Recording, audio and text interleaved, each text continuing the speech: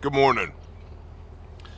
It's the morning of day 15, the day we unasked the AO. We roll out from Idabel, Oklahoma, and didn't really need to make a video about us packing up and loading out. But what I did need to do is give you an update on Jamie and her house, and perhaps a word about timing. We'll start with timing. This whole operation has been a lesson in timing. When we first rolled into Idabel with our convoy of trucks and equipment and people, 17 people and I think 8 or 9 vehicles. When we first rolled into Idabel, we actually ran up on the EOC convoy, the Emergency Operations Center convoy, as they were rolling into Idabel. If we were 5 seconds sooner or 5 seconds later, we would have missed them. We would have had to find the EOC. We wouldn't have been there when they were establishing the EOC. We wouldn't have immediately been building rapport with the agencies and organizations at the EOC. That would have delayed us in getting search and rescue done.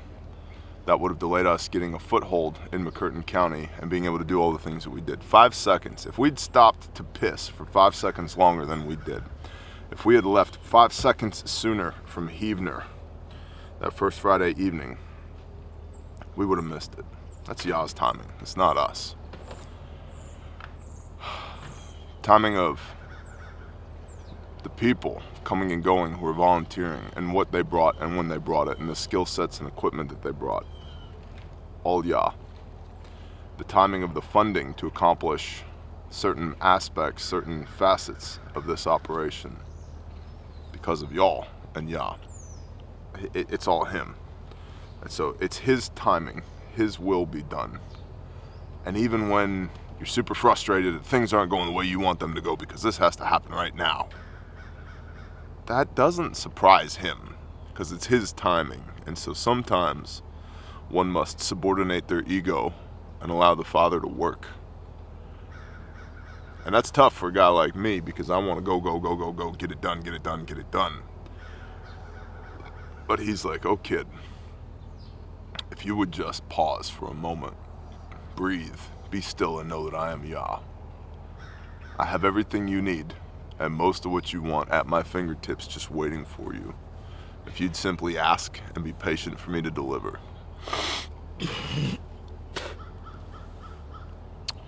So timing. This entire operation has been a lesson in timing. And then Jamie's house. We had a long conversation with Jamie yesterday because we were running up against a brick wall with the city council and the mayor.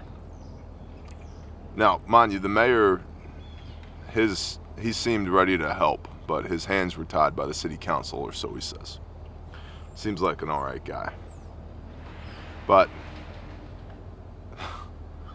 the city code, even though the code enforcement officer is like, yeah, no problem, the city council still had a problem, meaning there would have been a legal battle because the city code does not allow for any type of pre-manufactured home.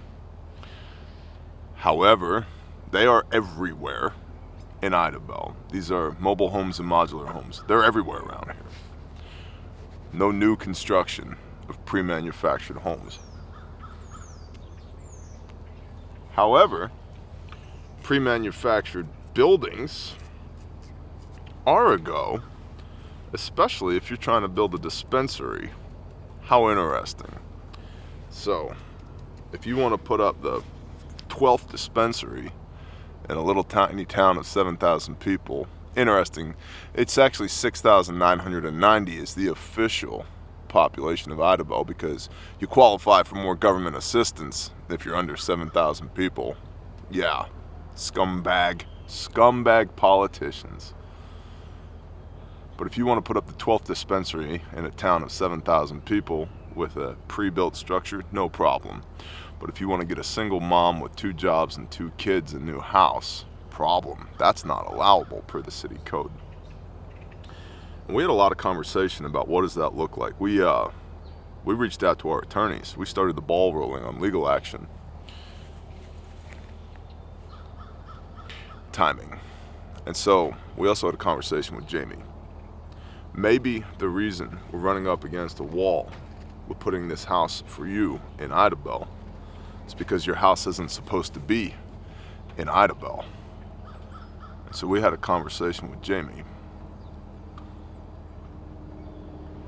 The whole reason the Father, at least per our perspective, sent this tornado here was to get her attention and to get our attention so that our 2 arcs, our paths of life would intersect, so that we could meet this young woman, so that we could help her.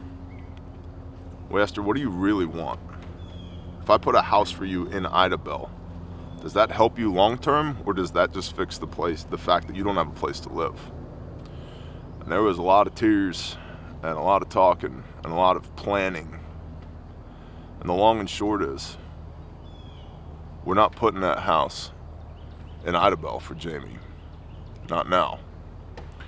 We're not even putting that house back. She's gonna sell that empty lot, and we're gonna take that $50,000 that y'all raised, and we're gonna cover her cost of living for a year while she relocates to a different part of Oklahoma, frankly, closer to us. And we're gonna put her in school because she's been in the restaurant industry her whole life.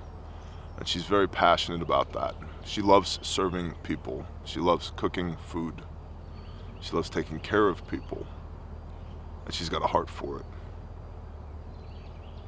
And in her words, she never even finished high school. She had to work. So she doesn't have any regular pieces of paper, let alone fancy pieces of paper. And so we're gonna take that $50,000. We're putting her in school for the next year so that she can get a fancy piece of paper for the culinary arts, because her dream is to open her own little restaurant, her own little cafe one day. And so we're going to get her GED, and we're going to get her enrolled in a culinary arts program,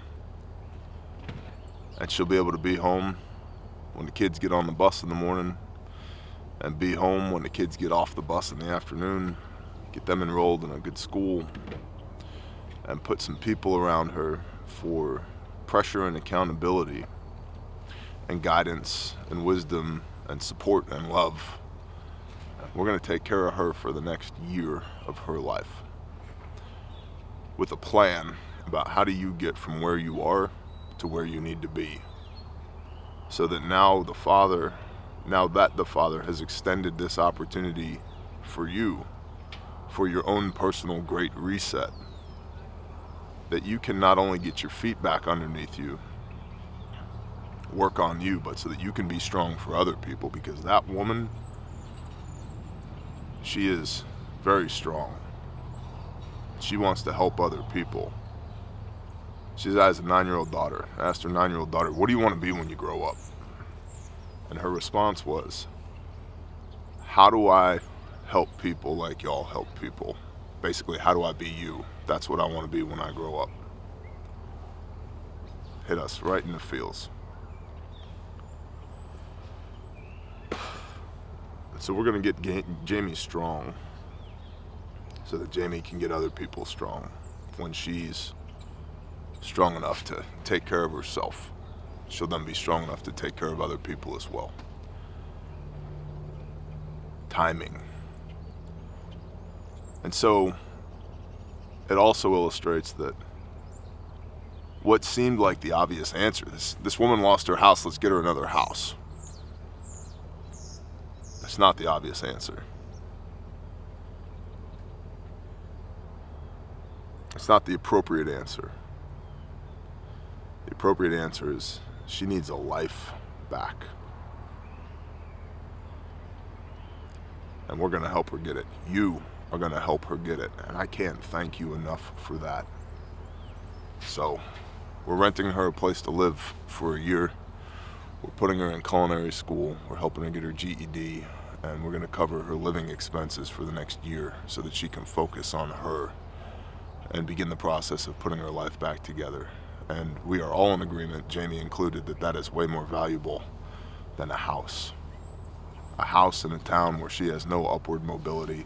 A house in a town where her parents died and her brother died, and where she's got one friend, and even then, you know, there's a lack of productive relationships here. So I can't thank y'all enough for that. The ranch is cleaned up. The leg, that site is as clean as it's gonna get with us being here right now. We've hit a dozen sites at least, fed hundreds of meals. We've put over 3,000 man hours in the last 2 weeks on this project. 3,000 man hours in the last 2 weeks on this project. Burned well over 1,000 gallons of diesel. I don't know how many, 1,000 hours of saw time probably. Couldn't do it without you. I got the question, we'll end with this. I got the question from somebody who was interviewing me while I was here. How do people get started doing this if they want to do this themselves?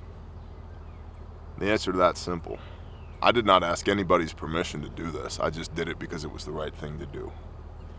And make no mistake, we're not the best at this, nor are we the best that we can be at this. But we're pretty damn good at it because we simply started doing it. And we learned by doing.